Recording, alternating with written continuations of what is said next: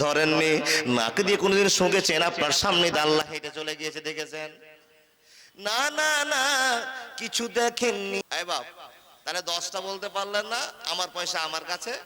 আপনার উত্তর, আপনার লোক বসে আছেন, একটা লোক শুধু হাত দেখিয়ে বলেন যে আমি অহংকার করে বলবি তুই হাত দেখাচ্ছিস। তার মানে বোঝা গেল নিজের নিজের পার্সোনালিটি একটা আমাদের অহংকার আছে। মানুষ বিশেষত বাবা কয়েক, আচ্ছা রূপের অহংকার করে, করে না বাপ? ছেলেরা যদি কম করে তো মেয়েরা দ্বিগুণ করে বসে। তাহলে রূপের অহংকার করে, এলেমের অহংকার করে, টাকার অহংকার করে, শক্তির অহংকার করে।